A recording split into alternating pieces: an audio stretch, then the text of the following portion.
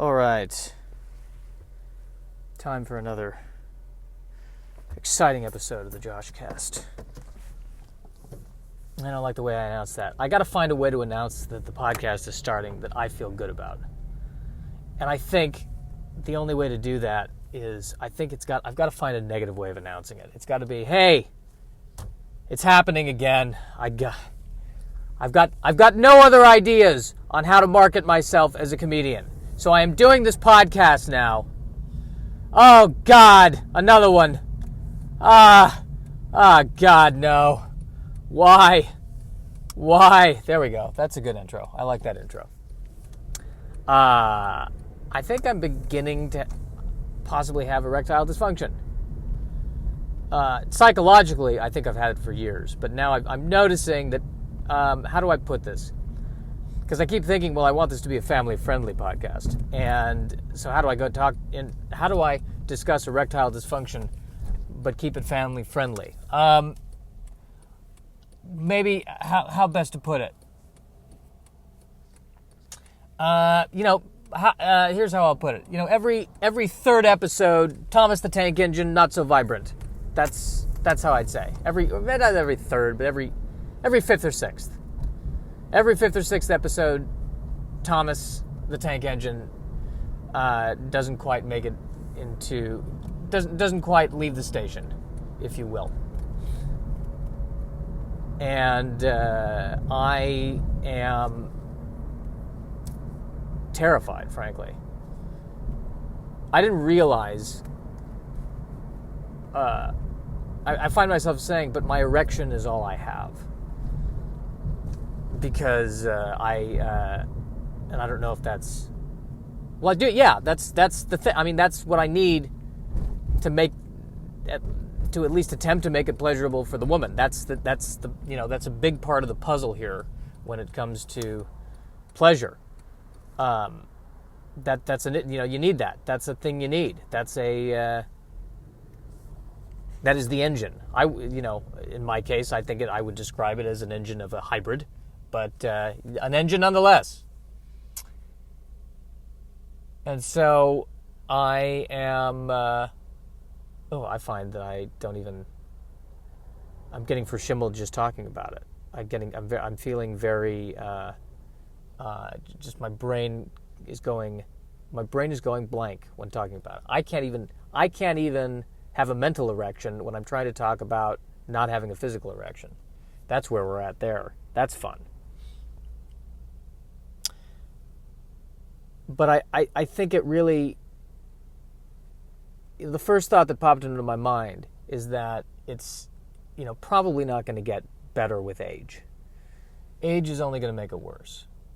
And I have to say, in many ways, a big regret I have is not having had more sex when I was younger, when all the parts were working.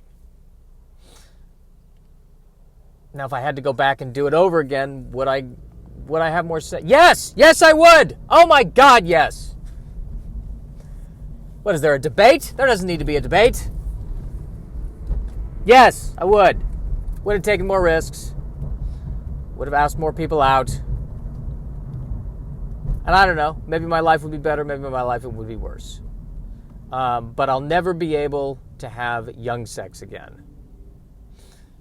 That's what's kind of boggling Is boggling really the right verb to use in this situation? That's what I find to be horrendous. Never being able to have young sex again. What do I mean by young sex? What I mean is I can count on Junior Josh to be able and ready to serve. That's what I can, it's the reliability issue. I feel like the reliability downstairs has gone from Honda to, late 70s, early 80s GM vehicle. And when I was younger, that would be less of an issue. Let's do it. Let's jump in. And now when I'm older, okay, let's, we better go out and start it for a few minutes. And, okay, the other thing too, I'm trying to do this well. Why does everybody not get into the right lane when they need to get into the right lane? Not everybody, just this one person.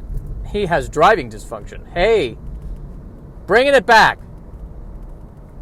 But yes, getting caught up in the fact that it will never be young sex again. It will only, from this time forward, it's only going to be middle-aged sex, which sounds horrible. Maybe it's great.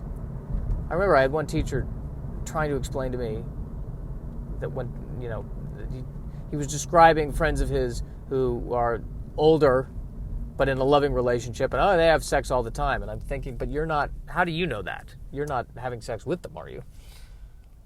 You're only hearing what they're saying. They could be, they could be giving you a story. There could be some good, they may just have good spin doctors, but the sex may not be, it might be just middle-aged sex.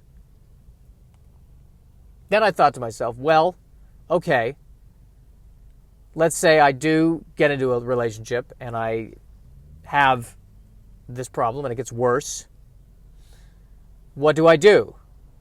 I mean, I don't want to take Viagra because my theory on drugs is that there's always a side effect. And I haven't even researched what the side effects of Viagra are.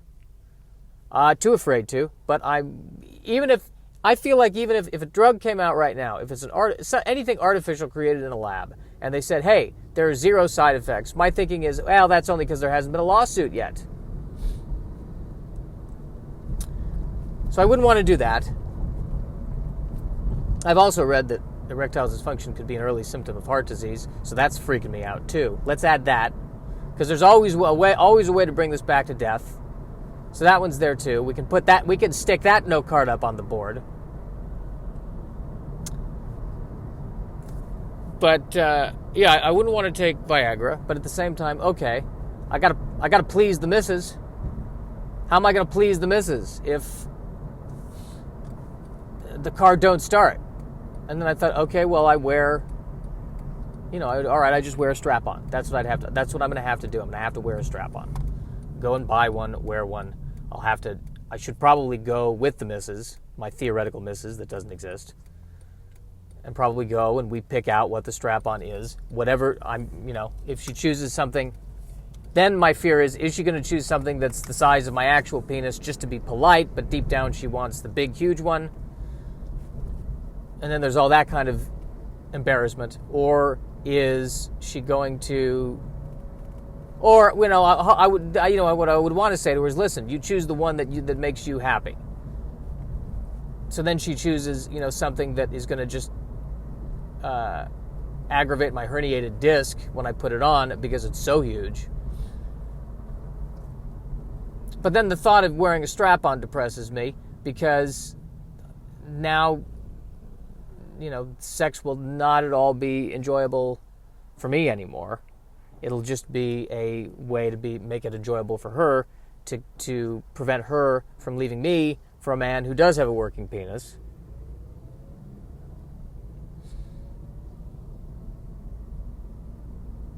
And then, maybe things will work out. Maybe I'll find a woman who never wants to have sex. And then it could be a match made in heaven, other than it'll just be a sexless relationship, which never seems to sound good. And I don't mean to disparage any couples out there who are listening to this podcast. I don't think any couples listen to this podcast. I would be shocked. It must be single people. No offense against single people, but couples, I don't know. That's another thing. But I was having a conversation yesterday with somebody who said, "Oh, are you single?" And I hate the term single as it applies to me because I'm beyond single. Single implies that occasionally I'm with other people. I think I'm at monastery monk level. There needs to be a different term for it is beyond single. It's cat lady. I think even the cat lady has the cats.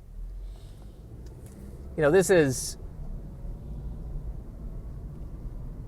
they finally have an actual picture of a black hole. And I looked at that picture and I went, that's what I am. That's how single I am. Whatever that is. That's finally we've been able to scientifically quantify that is how empty my life is at this point. But back to the erectile dysfunction. let's not run away from this. Let's really focus on this here. Let's discuss this. The erectile dysfunction concerns. Again, not all the time.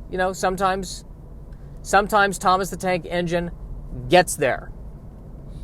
And it is still glorious. There are times, though, when it doesn't get there. And it is not glorious. It is not glorious at all. So what will happen? I think my other biggest fear is that, I finally meet someone who I do click with and nothing's working down there.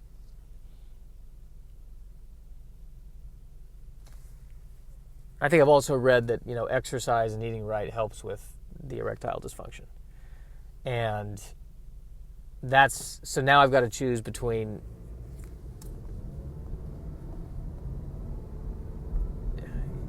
that, God, I don't even want to finish the sentence. Then the thought of exercising and eating right. Well, all right. I mean, how important is sex? That's where my brain goes there. And then in a way I feel comforted because, okay, things aren't working down there. But listen, there's still Oreo cookies. So it's not all a complete loss. I'm not buying that. I am not buying what I just said. That is not there.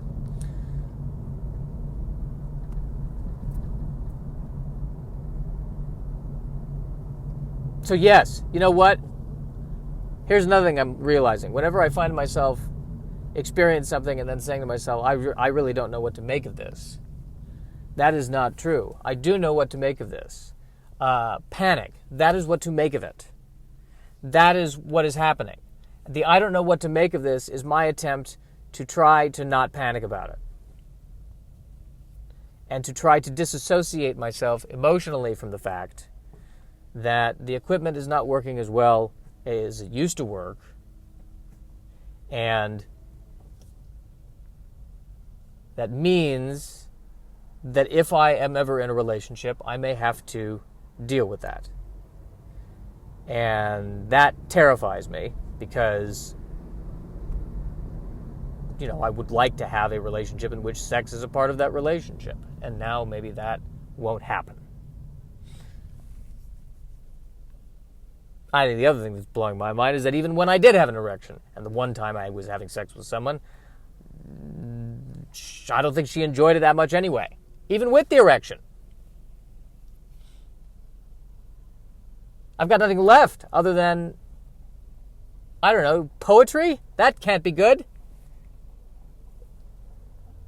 You're saying the only kind of relationship I can have is one in which our mutual respect and affection for each other emotionally is enough? That sounds horrible. You mean I can only have spiritual relationships? I don't want that. What kind of torture is that? No. I want a horribly dysfunctional relationship where we hate each other, but the sex is great. Because I'm an American.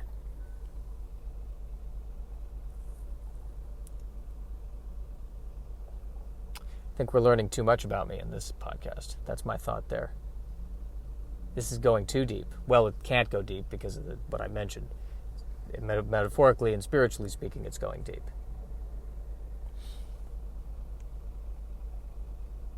And maybe I'm just overreacting.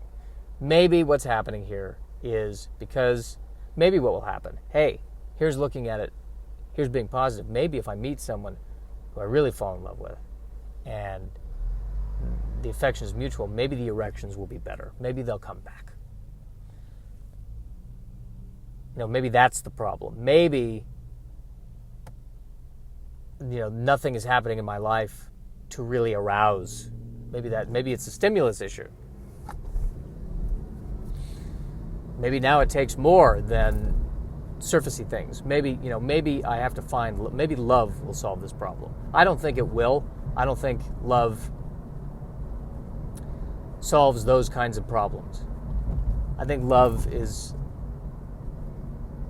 more of I think love's a job. That's from what I've heard and from what people have told me. Love is a job, and you get to you do it long enough, And if it's really a strong, and you really enjoy the job and you're able to finally find the joy in the job, it's love is just another, positive routine.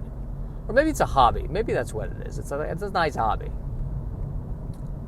It's like whittling. That's what love is. You do it over time. You get better at it. It's a nice thing you do. And then one day you die.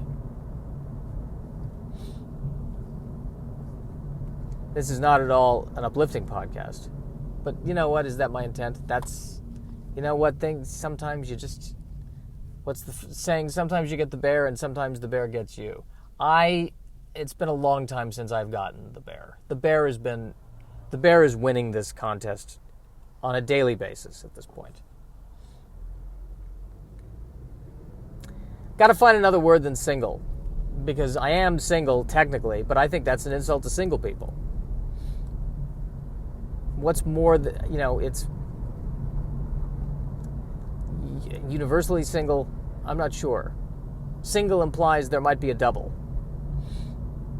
I am mono. Well, that's just another way of saying single. Now they're doing tree work. Getting caught in the tree work. Working on the trees. Been seeing this all over the North Hollywood, Burbank area. People working on the trees, trimming the trees. It's spring. We gotta make sure these trees don't get out of control. There's some serious treeing that has to be done here. Oh, that's a big one. They're working on that tree right now. That's a big issue. We can't let these trees get the upper hand here. We got to keep these trees in their place. Show them who's boss.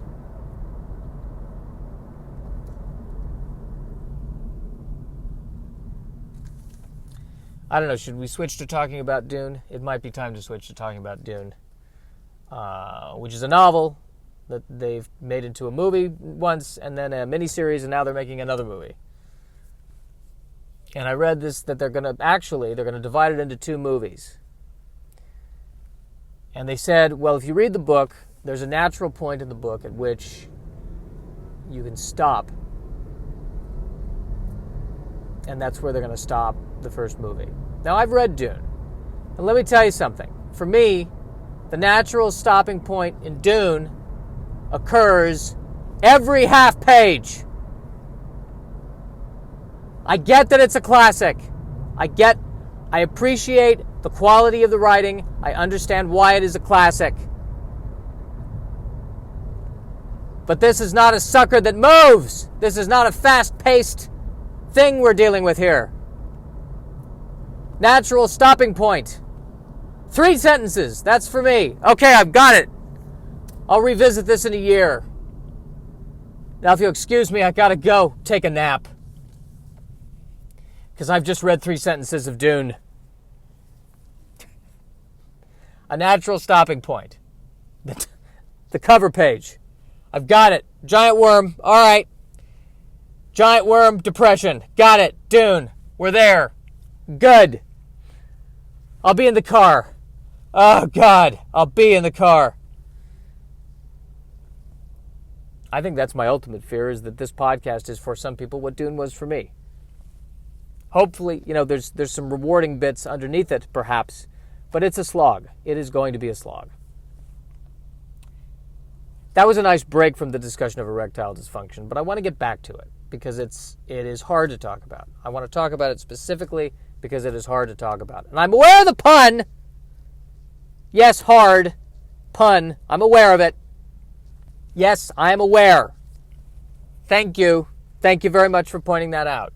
It is difficult to talk about having potentially a minor erectile dysfunction. Emphasis on the minor, ladies. Emphasis on the minor. And I also feel like I need to, if I meet someone, then I need to tell them about it hey, just want to let you know. There's some minor erectile dysfunction going on here. I want to make sure they know about it going into it. You're not getting the brand new model here. You're getting you're getting something that's been on the lot. I'm just throwing that out there as a warning. Ladies. Can you put that on Tinder? Is there a color coding system you could put on Tinder? Should my Tinder profile have a twinge of yellow? I feel like yellow's the color of, maybe not all the parts are in working order. So they can go, oh, all right, well, I like the way he looks, but we may need to get a strap-on on this one. Should my Tinder profile ask, do you want me to include a strap-on with the first date? Should I just bring one? Should there be an upgrade? Should it be like purchasing something on Amazon? Should we get it with a strap-on? Should we get Josh with a strap-on? I think we should. Trying to find parking now, 1 million cars, because people are going to see Avengers Endgame. I went to Wikipedia and I read the summary of Avengers Endgame, so now I know. I'm not going to say what the plot is in case anyone happens to be listening to this before they see Avengers Endgame, but I did read the plot. And now I'm depressed because there may be no parking, and now I have to go to... there is parking. Okay. Good, this was almost a disaster. Oh, I'm parking next to a Corvette. What better way to end this podcast talking about erectile dysfunction than to park next to a Corvette? My God! The jokes in my life write themselves! Perfect ending to a perfect podcast. Well, it's not a perfect podcast, but a perfect ending to a podcast about erectile dysfunction. Corvette. There we go. What kind of assumptions can we make about the person driving that vehicle? I'll tell you one thing, probably not the guy who's sitting there reading Dune going, this is a page-turner. Probably not that guy. But then again, I shouldn't make assumptions about people who drive Corvettes. He may love Dune.